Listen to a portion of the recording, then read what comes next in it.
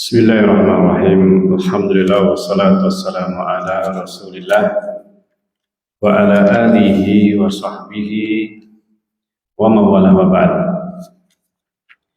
Jemaah sekalian yang dimuliakan oleh Allah Azza wa Jalla, kita melanjutkan kembali pembahasan kitab Zahdul Ma'ad fi Hadi Khairil Ibad, dan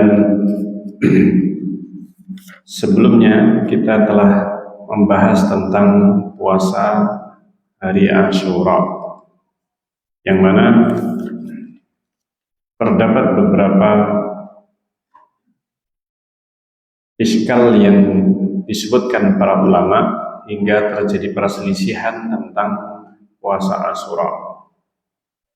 Tetapi secara keseluruhan dari berbagai iskal yang ada, maka kita akan membacakan kesimpulan dari apa yang diperselisihkan para ulama, yaitu urutan keutamaan puasa Asyura.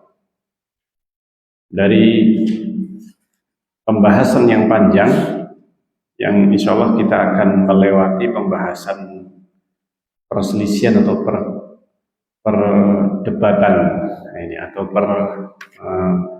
perselisihan secara rinci yang disebutkan oleh Ibnul Qayyim. Hanya saja kita membaca kesimpulan akhir atau tarjih dari Ibnul Qayyim rahimahullah ta'ala. Beliau mengatakan bahwa puasa Asyura itu setelah puasa Ramadan diwajibkan, maka puasa Asyura ini menjadi sunnah hukumnya. Makna ditinggalkan puasa Asyura itu maknanya adalah ditinggalkan wajibnya, bukan ditinggalkan syariat puasa Asyura. Karena setelah disyariatkan puasa Ramadan, tetap dilakukan, diamalkan puasa Asyura ini oleh Rasulullah Sallallahu Alaihi Wasallam. Sehingga makna ditinggalkan oleh Rasulullah maksudnya ditinggalkan wajibnya. Ini kewajibannya sudah tidak lagi wajib, tapi berubah menjadi apa? Sunnah. Nah, karena pada hari Asyura kaum Yahudi juga mengagungkan, juga berpuasa, terjadilah keserupaan, kemiripan antara kaum muslimin dengan kaum apa? Yahudi. Sehingga Rasulullah SAW beliau mengatakan kepada sahabat, seandainya tahun depan, maksudnya masih hidup, kita puasa hari ke-9, itu Tasyu'a. Ini dalam sebagian riwayat Rasulullah SAW berpuasalah sehari atau sebelumnya atau setelahnya. Nah, ini sehari sebelumnya atau setelahnya. Nah, riwayat ini riwayat yang diperselisihkan. Tapi Ibnul Qayyim rahimahullah menyebutkan bahwa riwayat-riwayat tersebut saling menguatkan. Sehingga beliau menyebutkan ada 3 tingkatan untuk mengamalkan puasa Asyura. Yang pertama, berpuasa sebelum dan setelahnya. Di samping puasa Asyura, tanggal 10, maka juga berpuasa 2 hari yang mengiringi, yaitu sehari sebelum tanggal 9 dan sehari setelahnya. Sehari sebelum dan sehari setelahnya. Sehingga puasanya 3 hari, 9, 10, dan 11. Di bawahnya atau setelahnya adalah berpuasa tanggal 9 dan 10. Karena itulah yang rencananya akan dipuasai oleh Rasulullah. Diamalkan tetapi tidak sampai atau hanya 2 bulan setelahnya ternyata Rasulullah sudah wafat. Ini. Dan ini yang paling banyak hadisnya. Paling banyak hadisnya itu adalah 9, 10 ini. Ini yang menjadi dasar paling kuat. Baik.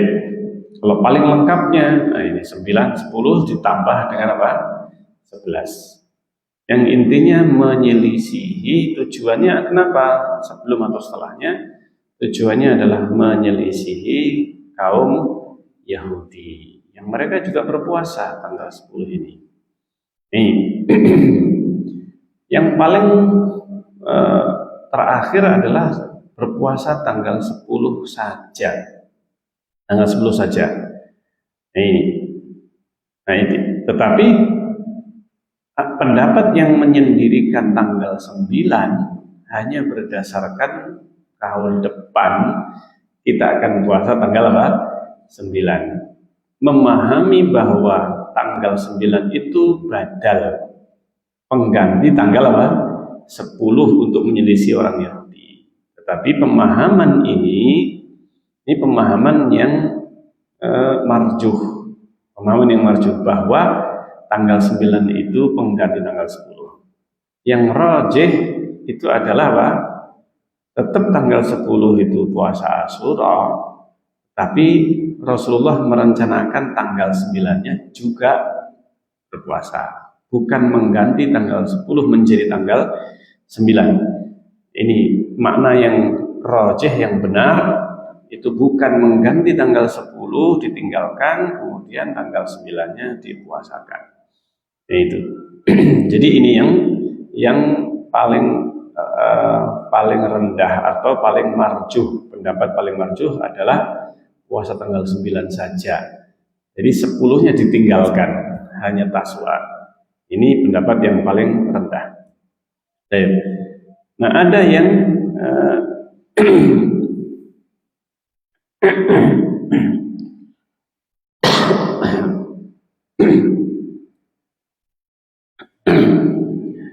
hadis-hadis yang menyebutkan tentang menyelisihi kaum Yahudi, ini berpuasalah sebelum atau setelahnya, yang hadisnya sebenarnya lafadznya ini lafadz memerintahkan sebelum dan setelahnya, ini sebenarnya ada kelemahannya.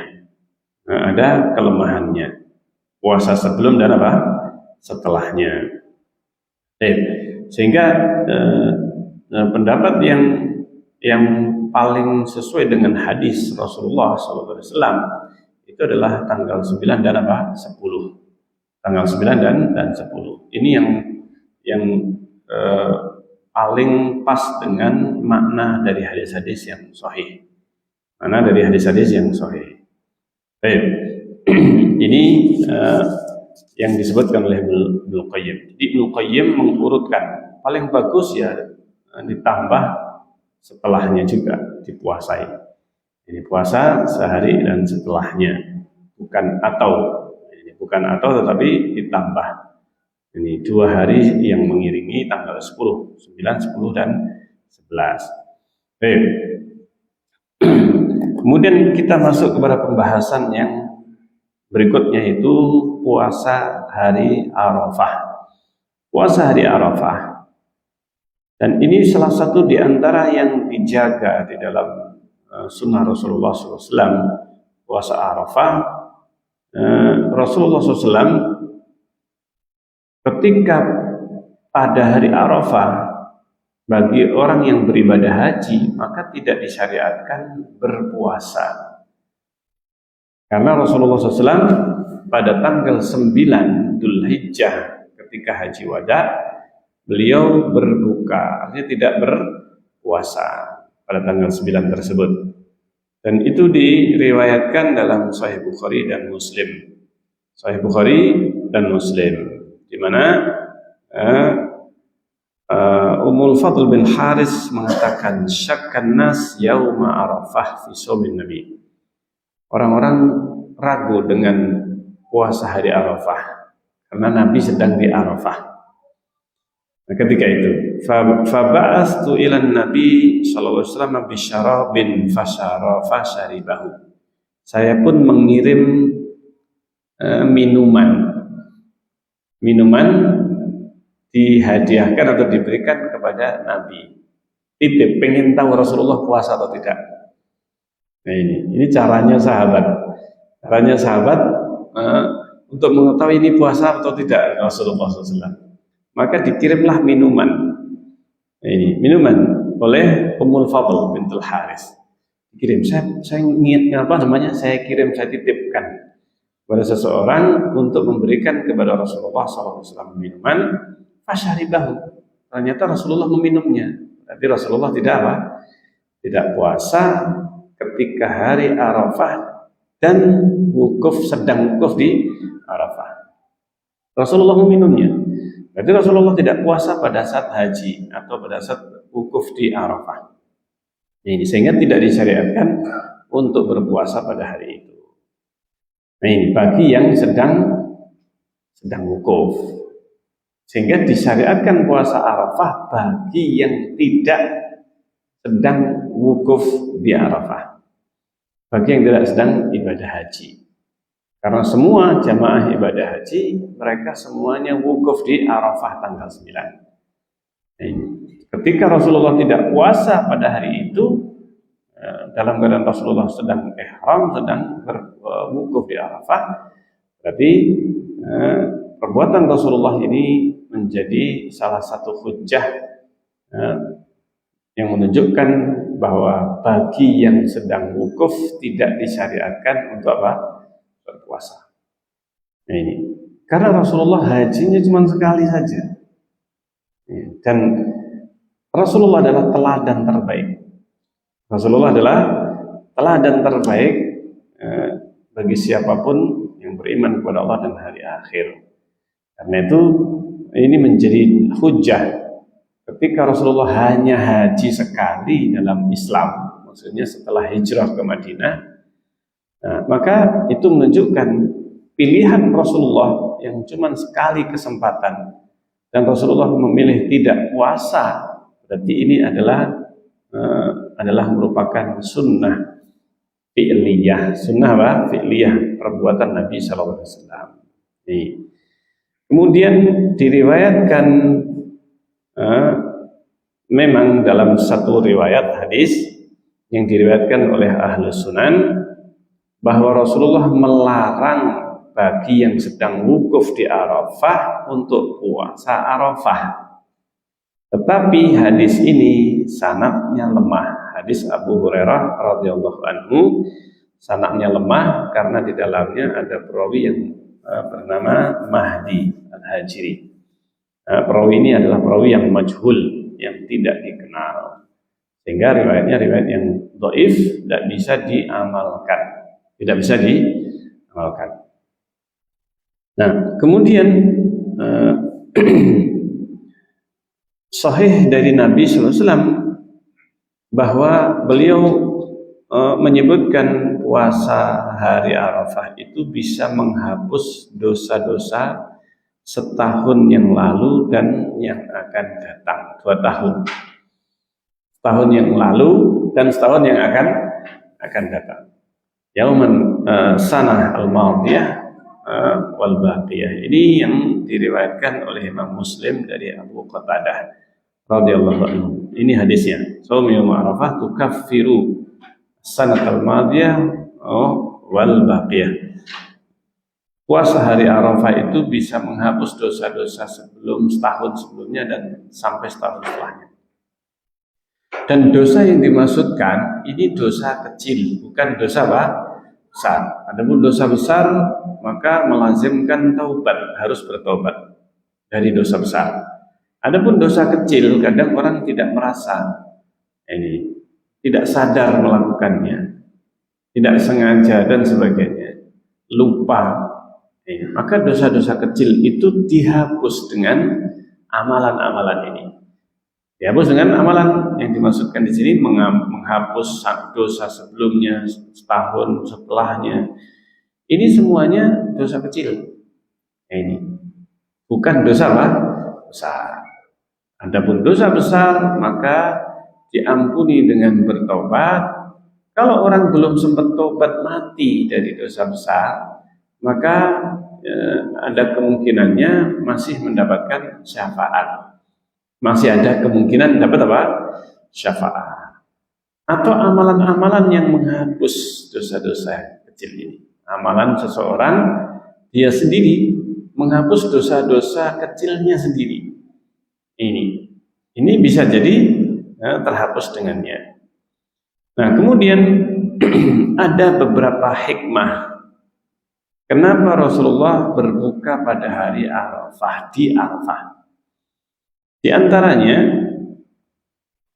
berbuka yang disebutkan oleh Ibnu Qayyim bahwa berbuka pada waktu safar itu lebih afdal daripada berpuasa. Nah, itu puasa Ramadan. Itu adalah puasa apa?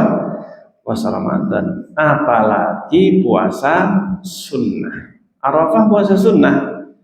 Sementara Rasulullah sedang safar. Atau sedang haji, sedang wukuf di Arafah. Maka ini salah satu yang bisa diambil faedahnya atau hikmahnya. Ini hikmahnya, yaitu bahwa puasa pada waktu safar itu sebenarnya yang lebih afdal tidak berpuasa. Dan itulah yang disebutkan di antara tafsir dari ayat ini. Fa in kuntum marda aw ala safarin fa iddatum min ayyamin ukhra. Kalau kamu itu sakit atau safar maka diganti di hari yang lainnya. Berarti ini yang disyariatkan seorang itu dibolehkan untuk berbuka puasa. Ini pada waktu Ramadan. Ini dia safar maka dia berbuka. Nah, berbuka lebih afdal karena itulah yang disebutkan dalam Al-Qur'an. Yaitu mengganti di hari yang lainnya. Nah, sementara dalil-dalil yang menyebutkan tentang bolehnya seorang berpuasa Ramadan ketika safar, ini hadis Rasulullah SAW yang maknanya berarti bisa memilih puasa ataupun apa? Tidak harus berbuka, juga tidak harus berpuasa. Tetapi dari perbuatan Rasulullah menunjukkan Rasulullah berbuka. Jadi ini yang paling apa? Afdal. Ini yang lebih afdal. Ini puasa Ramadan saja itu berbuka Rasulullah. Kadang berpuasa, kadang berbuka. Nah, kemudian di samping itu disyariatkan pada waktu hari Arafah itu berdoa, beribadah, memperbanyak ibadah. Yang bisa jadi kalau berpuasa ini tidak sekuat kalau seandainya dia tidak berpuasa atau berbuka. Sehingga berdoa, beribadah membutuhkan energi yang lebih. Maka dengan berbuka itu akan lebih mendorong semangat ataukah kesungguhan di dalam beribadah. Ini tidak terganggu dengan rasa lapar yang ada. Kalau puasa Ramadan itu amalan di siang hari itu bisa diatur. Misalkan seorang biasanya bekerja sampai sore misalnya.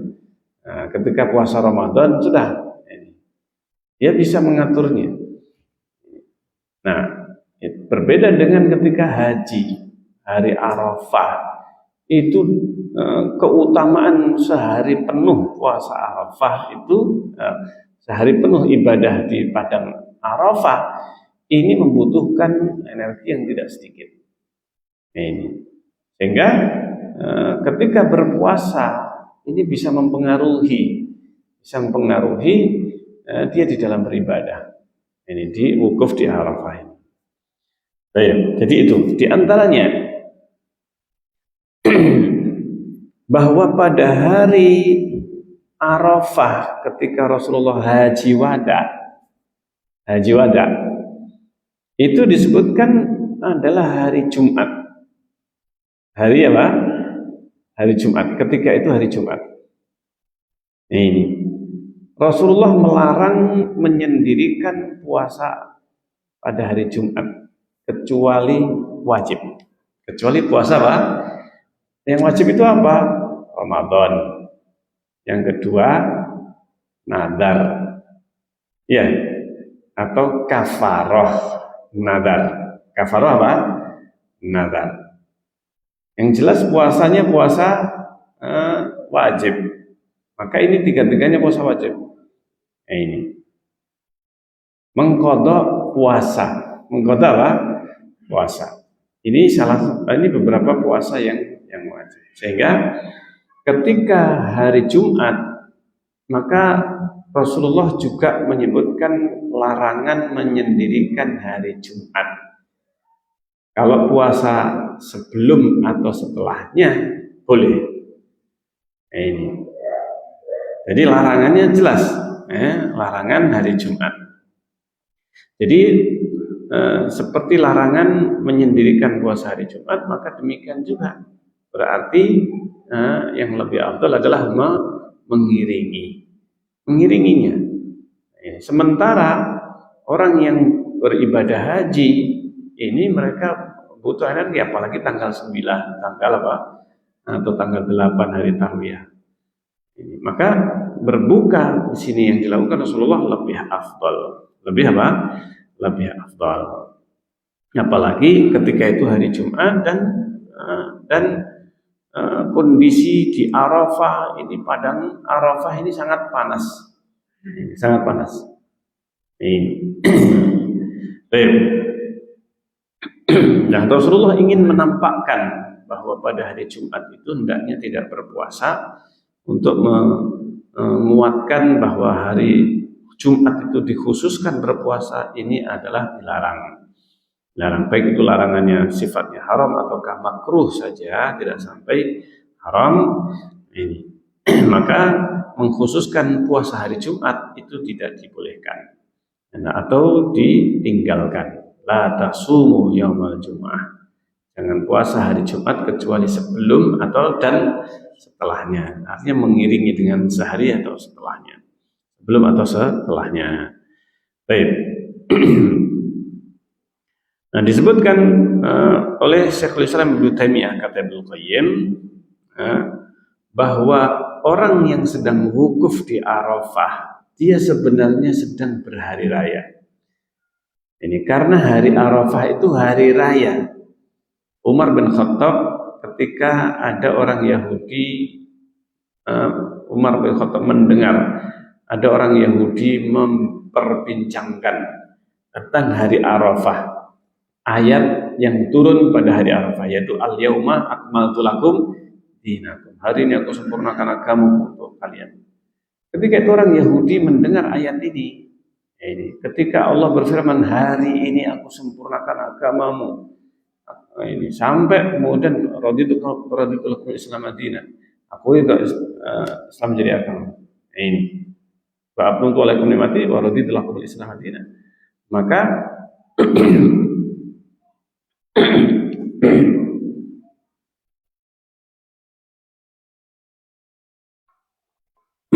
orang Yahudi ini ketika mengatakan seandainya ayat itu turun kepada kami, ini orang Yahudinya tadi, seandainya ayat itu turun kepada kami, orang Yahudi, Bani Israel, kami akan jadikan hari di mana turun ayat itu, kami jadikan hari raya. Ini kami akan jadikan itu hari apa? Hari raya. Maka Umar mengatakan, kami tahu, saya tahu kapan ayat itu turun, di mana ayat itu turun. Ayat itu turun pada hari Arafah di padang Arafah. Turunnya di Arafah. Karena Rasulullah ketika itu sedang wukuf di di Arafah dan khutbah di Padang Arafah menyampaikan ayat ini. Jadi baru saja ayat itu turun langsung disampaikan kepada para sahabat. Ketika Rasulullah ada di Arafah, wukuf di Arafah. Nah, itulah yang menjadi kekhususan hari Arafah. Sehingga ketika berkumpul hari Id, pada waktu itu yang termasuk hari Id, maka tidak disyariatkan berpuasa. Hari raya Idul Fitri, Idul Adha itu hari yang dilarang berpuasa karena itu hari raya. Maka hari raya Idul Adha itu sebenarnya bukan hanya tanggal 10-nya, tapi 5 hari. 9, 10, 11, 12, 13. Makanya menyembelih itu hari tasyrik itu masih sebagai hari raya. Rangkaian hari raya. Kalau Idul Fitri cuma sehari, Idul Adha 5 hari. Ini semuanya rangkaian hari raya. Mulai tanggal 9 itu sudah hari rayanya kaum muslimin. Sampai tanggal 13 Dzul Hijjah. Baik. Nah itu. Jadi dalam hadis yang diriwayatkan oleh Imam Ahmad dan Ashabus Sunan dari Uqbah bin Amir radhiyallahu anhu, Rasulullah bersabda, Yaum Arafah, hari Arafah, wa Yaumun Nahr, dan hari Nahr tanggal 9 dan tanggal apa? 10, wa Ayyam Mina, dan hari Mina. Apa maksudnya hari Mina? 11, 12, 13 Dzul Hijjah. Itu disebut hari Mina atau juga disebut hari tasyrik. Iduna ahlul Islam. Itu adalah hari raya kami kaum muslimin, umat Islam. Hari raya umat Islam. Ini hadisnya diriwayatkan Imam Ahmad dan yang lainnya. Yaum Arafah, wa Yaumun Nahr, wa Yaumut Tasyrik. Dalam sebagian riwayat, Yaum Ayyamut Tasyrik. Iduna ahlul Islam, wa hunna ayyamu aklin wa syurbin. Dan itu adalah hari apa? Aklin wa syurbin. Hari makan dan apa? Makan dan minum. Nah, ini hadisnya sanadnya sahih. Hadisnya sanadnya apa? Sanadnya sahih. Para ulama menyebutkan bahwa 5 hari ini hari raya, hari makan minum itu bagi yang sedang ihram, artinya sedang melaksanakan ibadah apa? Haji, maka ini tidak berpuasa. Itu hari makan dan minum. Adapun selain yang berada di ibadah haji, sedang beribadah haji, maka disyariatkan puasa Arafah saja. Adapun 4 hari haram berpuasa. Ini tidak dibolehkan berpuasa. Sehingga ini hukumnya umum, baik itu yang haji ataupun yang tidak haji. Nah, bagaimana ketika orang ibadah haji dia mengganti hajinya dengan puasa di sana? Apakah dia bisa berpuasa hari tasyrik? Ini menjadi pembahasan para ulama. Ini ada yang menyebutkan tetap tidak boleh hari tasyrik itu untuk berpuasa, meskipun dia ingin berpuasa mengganti haji 10 hari puasa. Ini 3 hari ketika masih di sana dan 7 hari ketika pulang sampai di rumah. Nah, apakah boleh tanggal 11, 12, 13 berpuasa? Ini yang dibahas oleh para ulama bagi mereka yang ada atau sedang ibadah haji. Dan mengganti haji dengan puasa, maka bisa dilakukan tanggal 11, 12, 13. Sehingga yang tidak boleh itu kalau mereka tidak sedang haji. Sepakat para ulama tanggal 11, 12, 13 itu hari tasyrik dan itu hari puasa, larangan berpuasa pada hari itu. Baik. Kemudian berikutnya puasa hari Sabtu dan Ahad. Ini puasa hari Sabtu apa? dan Ahad. Bagaimana hukumnya puasa hari Sabtu? Tentang puasa hari Jumat sudah tadi dibahas atau disinggung sebagian, yaitu bahwa puasa hari Jumat itu terdapat larangan untuk berpuasa menyendirikan hari Jumat kecuali wajib. Nah, maka untuk hari Jumat ini disyariatkan untuk mengiringi puasa hari Jumat sebelum atau setelahnya. Rasulullah menyebutkan hendaknya puasa sebelum atau setelahnya untuk mengiringi hari Jumat ini. Ini kalau mengkhususkan hari Jumat puasa, khusus hari Jumat, ini malah justru terdapat larangan. Terdapat larangan menyendirikan hanya khusus Jumat saja. Itu. Maka Rasulullah mengatakan puasalah sebelum atau setelahnya. Nah, sekarang masuk pada pembahasan hari Sabtu dan Ahad. Dan diriwayatkan bahwa Rasulullah berpuasa hari Sabtu dan Ahad. Ini berpuasa hari Sabtu dan hari apa? Hari Ahad. Dan maksud tujuan Rasulullah menyelisihi kaum Yahudi dan Nasrani sebagaimana dalam Musnad dan Sunan Nasa'i dari Quraib Maula Ibnu Abbas. Ibnu Abbas mengatakan arsalani Ibnu Abbas. Maulanya Ibnu Abbas mengatakan saya diutus Ibnu Abbas radhiyallahu anhu wa nasun min ashabin Nabi. Demikian juga bersama beberapa sahabat Nabi ila Ummi Salamata as'aluha, diutus oleh Ibnu Abbas pergi kepada Ummu Salamah. Ummu Salamah istri Nabi SAW, supaya saya tanya, ayyul ayyami kana Nabi aksaruha syaman, hari apa saja yang dulu paling banyak dipuasai Rasulullah? Qalat yaumus sabti wal ahad. Ummu Salamah berkata atau menjawab hari Sabtu dan Ahad. Hari Sabtu dan apa? Hari Ahad.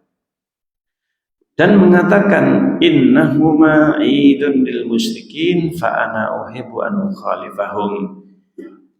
Itu dua hari itu Sabtu Ahad hari rayanya orang musyrikin. Hari rayanya orang musyrikin.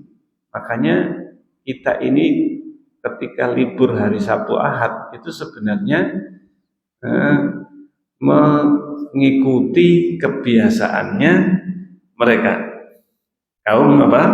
Yahudi dan Nasrani. Kaum Yahudi dan Nasrani liburnya Sabtu Ahad. Kenapa? Itu hari ibadah mereka. Hari ibadah. Kaum Yahudi hari Sabtu, kaum Nasrani hari apa? Hari Ahad. Fa ana uhibbu an ukhalifahum, saya suka menyelisihi mereka. Ini disyariatkannya karena menyelisihi kaum Yahudi dan Nasrani. Itu. Nah, hadis ini sanadnya diperselisihkan oleh para ulama. Ibnul Qayyim beliau mengatakan kesahihan hadis ini perlu ditinjau ulang. Karena ini adalah riwayat Muhammad bin Umar bin Ali bin Abi Thalib. Ini. Dan hadisnya sebagian diingkari oleh para ulama. Abdul Haq mengatakan dalam hukumnya dari hadis Ibnu Jurayj, dari Ibnu Abbas, dari Abbas bin Abdullah bin Abbas, dari pamannya Fadl, bahwa Nabi menambahkan mengunjungi Abbas di Badiatin Lana, artinya di tanah pekarangan milik Abbas yang ada di luar. Ini, tetapi hadis ini adalah sanadnya lemah. Sanadnya apa? Sanadnya lemah. Sanadnya lemah. Karena majhul perawinya Muhammad bin Umar. Nah, meriwayatkan dari Ummu Salamah ini berkaitan dengan puasa hari Sabtu dan Ahad. Puasa hari Sabtu dan Ahad dan didiamkan. Ini didiamkan oleh sebagian ulama.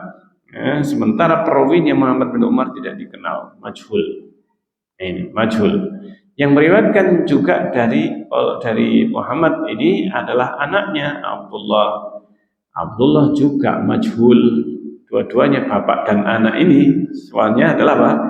Majhul, enggak dikenal. Ini enggak dikenal. Nah, ini yang disebutkan. Nah, tetapi Ibnu Qayyim mengatakan hadis ini saya memandangnya hasan. hasan. Apakah hasan dalam artian disahihkan sebagaimana istilah, ataukah makna yang lainnya hasan ini? Tapi intinya Ibnu Qayyim menghasankan. Kemudian diriwayatkan oleh Imam Ahmad dan Abu Dawud dari Abdullah bin Bisr as-Sulami dari saudarinya Sama, bahwa Nabi Shallallahu Alaihi Wasallam mengatakan, la tasumu yaumas sabti, jangan puasa hari Sabtu, illa fi mafturidu alaikum, kecuali yang difardukan. Ini fa illam yajid ahadukum, kalau seandainya seorang di antara kalian itu tidak mendapati illa liha ainihi, kecuali liha inabatin, kecuali liha inabatin au uda syajarah, kecuali tangkainya inabah. Tangkainya apa namanya? Anggur. Untuk berbuka puasa nggak dapat kecuali apa? Tangkainya anggur. Kecuali tangkainya anggur, liha, atau bahkan kulitnya anggur. Kulitnya apa? Anggur. Cuma kulitnya saja. Yang penting berbuka apa? Berbuka puasa, au uda syajarah, atau satu ranting pohon. Ini fal yamdahu, hendaknya dia hisab. Hendaknya dia apa? Dimut itu apa? Ya, pokoknya disesep ini, apa disesep bahasa Indonesianya ini. Pokoknya paling hisab. Ini hisab. Hisablah apa? Batang pohon atau ranting pohon dihisab. Yang penting untuk membatalkan apa? Puasa. Nah itu. Nah hadis ini disebutkan bahwa hadis ini sanadnya sahih. Hanya saja sebagian ulama juga melemahkan hadis ini. Ada kelemahan atau kecacatan hadis ini. Tetapi sebagian ulama mensahihkan atau menghasankan hadisnya. Ini menghasankan hadisnya. Jadi masalahnya adalah terletak pada perawi Hasan bin Nuh. Tetapi penilaiannya ini para sebagian ulama mengatakan dia adalah siqah. Mengatakan adalah apa? Adalah siqah. Ini. Nah, sementara yang ulama yang lainnya mengatakan ini bukan karena kesiqahannya, tapi karena menyelisihi riwayatnya ini. Jadi ini ada perbedaan dalam penilaian terhadap hadisnya ini. Meskipun sanadnya sahih. Baik. Sehingga diriwayatkan oleh Imam Ahmad hadis ini. Dan juga Imam Abu Dawud rahimahullah. Manusia berselisih atau para ulama tentang hadis atau dua hadis ini. Jangan berpuasa pada hari Sabtu kecuali yang difardukan. Nah, adanya perselisihan tentang hadis ini, tentang kesahihannya, larangan puasa hari Sabtu kecuali puasa yang wajib. Itu puasa yang wajib. Bahkan Rasulullah memerintahkan untuk membatalkan dalam hadis ini. Hanya saja perselisihan para ulama tentang hadis ini sangat besar. Sebagian mensahihkan, sebagian menghasankan, atau bahkan sebagian melemahkan hadis ini. Melemahkan hadis ini. Nah, seandainya pun hadis ini sahih, yang dilarang itu bukan puasa mutlaknya, tetapi yang dilarang adalah menyendirikan. Seandainya diiringi dengan setelahnya atau sebelumnya, maka menjadi apa? Boleh. Sebagaimana larangan hari Jumat, jangan menyendirikan puasa hari Jumat, jangan menyendirikan. Kecuali engkau puasa sebelum atau setelahnya. Setelahnya hari apa? Sabtu. Setelahnya hari Sabtu. Nah, kalau seandainya Sabtu larangan puasa mutlak, pokoknya yang bukan yang wajib, tentu Rasulullah tidak akan mengatakan atau puasa setelahnya. Jangan menyendirikan puasa hari Jumat. Puasalah sehari sebelumnya atau sehari setelahnya, sesudahnya. Lah sehari setelahnya adalah Sabtu. Seandainya memang dilarang, tentu Rasulullah tidak akan mengatakan mengatakan secara mutlak jangan puasa hari Sabtu. Kecuali yang difardukan. Nah, ketika di sini disebutkan jangan puasa hari Jumat, jangan menyendirikan puasa hari Jumat, puasalah sehari atau setelahnya. Nah, kalau nggak sebelumnya, sudah terlanjur hari Jumat, hari Kamis nggak puasa. Nah, hari Jumat puasa, ya sudah. Berarti dia mengiringi hari Jumat itu dengan hari Sabtunya. Ya, Sabtunya. Menunjukkan bahwa hadis ini terdapat maknanya bertentangan. Jangan puasa hari Sabtu mutlak kecuali fardu. Ini melemahkan atau para ulama menafsirkan jangan puasa hari Sabtu menyendirikan. Puasa sunnah sengaja menyendirikan mengkhususkan hari apa? Sabtu. Tapi kalau diiringi dengan sebelum atau setelahnya tidak apa-apa. Puasa hari Sabtu ini. Yang dilarang adalah apa? Menyendirikan, bukan melarang secara mutlak. Meskipun lafadznya kelihatannya mutlak. Ini jangan puasa hari Sabtu kecuali yang difatwakan. Ini. Nah, yang kedua bisa jadi mansuh. Bisa jadi larangan itu adalah apa? Mansuh. Ini. Jadi demikian. Baik, insyaallah sebentar sampai di sini kita akan membahas larangan puasa dahar, puasa yang terus menerus, puasa sepanjang tahun. Ini juga terdapat apa? Larangan, terdapat larangan. Sehingga ini pembahasannya ini adalah berkaitan dengan puasa yang dilarang. Kalau sebelumnya puasa-puasa sunnah, maka di sini ada beberapa pembahasan, yaitu apa? Puasa yang terlarang. Di antaranya adalah puasa pada apa? Puasa pada atau puasa selamanya, puasa terus menerus, atau disebut dengan puasa dahr. Puasa dahr, siyamud dahr. Ini tidak disyariatkan. Insya Allah akan kita bahas secara lebih detail dalam kajian yang akan datang. Baik, kita akhiri. Mungkin ada yang ditanyakan sebelum kita akhiri. Biasa puasa kalau itu berarti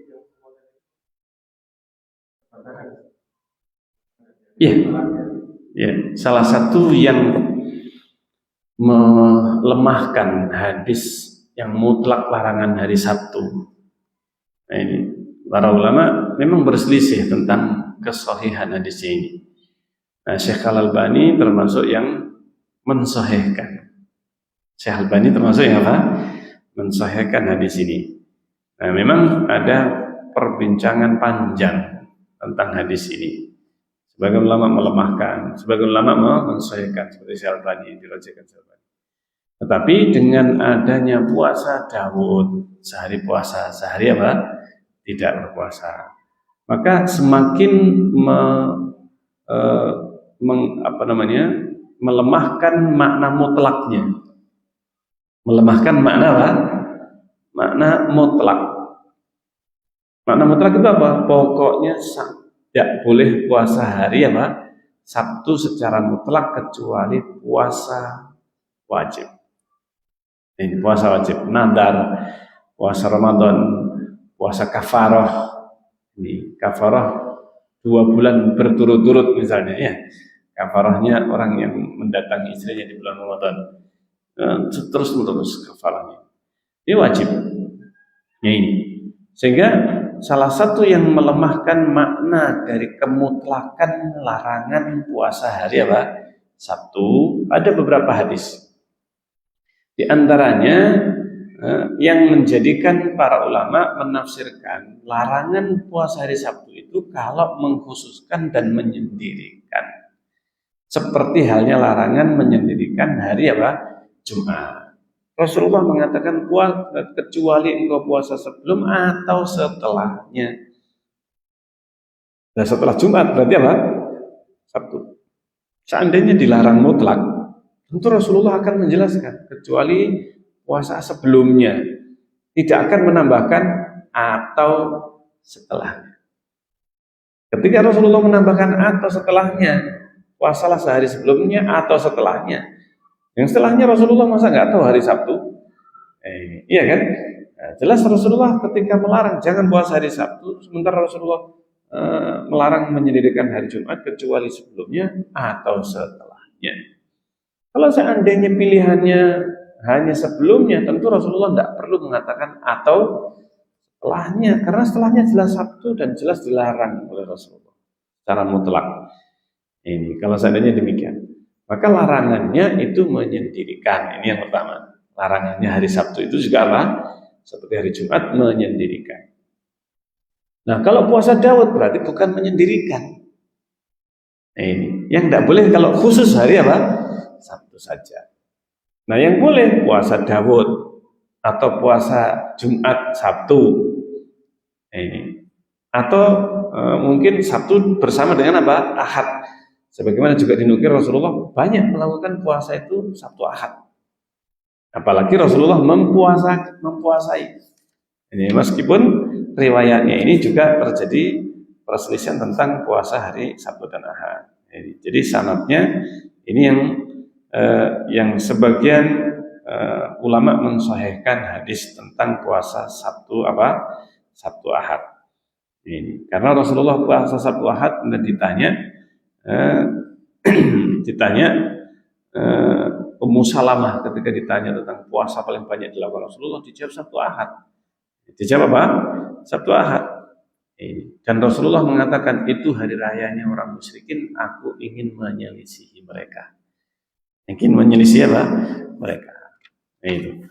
Meskipun pembahasan Sabtu Ahad ini memang tidak banyak disebutkan di dalam kitab-kitab fikih secara lebih luas, tetapi ini memang menjadi salah satu puasa yang disunnahkan atau disebutkan dalam riwayat ini. Ulama yang mensahihkan riwayat ini maka memasukkan puasa Sabtu Ahad sebagai salah satu puasa yang sunnah, puasa yang disunnahkan. Allah Ta'ala alam shawab. Jadi sebagian ulama mengatakan puasanya Sabtu Ahad itu bukanlah puasa yang sengaja dikhususkan Sabtu Ahad. Tapi puasa yang sering dilakukan Rasulullah SAW atau biasa dilakukan Rasulullah SAW. Yang paling banyak diperhatikan oleh Ummu Salamah malah Sabtu dan Ahad. Baik, insyaallah demikian. Wallahu ta'ala a'lam. Sampai di sini. Baik, kita akhiri subhanakallahumma rabbana wa bihamdik asyhadu an la ilaha illa anta astaghfiruka wa atubu ilaik.